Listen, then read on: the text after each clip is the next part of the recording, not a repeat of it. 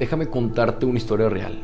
Los expertos dicen que empezó en el Oriente, incluso otros dicen que fue en China, y se esparció por todo el mundo. Y había pánico en las calles, y los gobiernos no sabían qué hacer, y empezaron a cancelar eventos, festivales, reuniones, y la economía se derrumbó. Y las personas se dieron cuenta de su propia fragilidad. ¿Te suena familiar esta historia? Te acabo de narrar un poquito de lo que fue la peste antonina, una pandemia que atacó el Imperio Romano en el año 165 después de Cristo. Y esta pandemia lo que hizo fue que asesinó entre 10 y 18 millones de personas. Si nos damos cuenta, ya hemos vivido esto.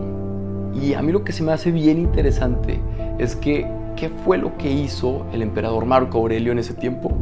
En lo personal hubo 3 cosas que a mí me inspiraron muchísimo.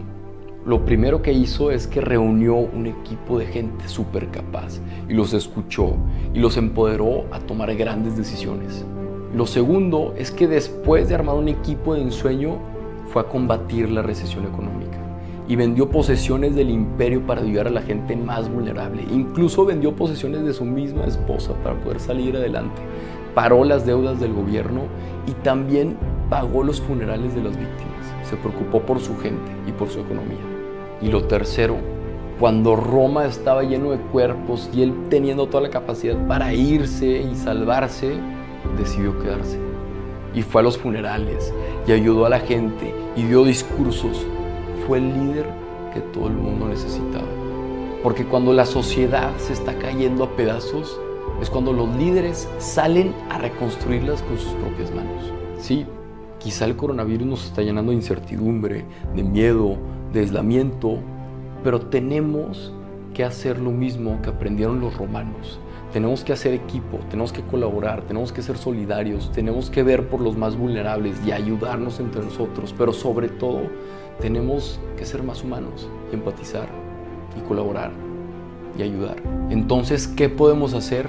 Primero, dar gracias por todo lo bueno que está pasando, porque estamos más unidos que nunca, aunque no podamos abrazarnos. Dar gracias por todos los cánticos en los balcones y todas las iniciativas que están saliendo a partir de esta crisis. Y dar gracias porque nos estamos preocupando por nuestros mayores. Pero tenemos que formarnos, tenemos que investigar más a fondo, tenemos que ver las fuentes oficiales y tenemos que formarnos para poder ayudar a los demás. Y eso es lo más importante, el actuar. Tenemos que ver qué podemos controlar y qué no podemos controlar. Y así hacer lo mejor que podamos con lo que tengamos. Pero sobre todo, tenemos que ser esa persona que nuestro prójimo necesita.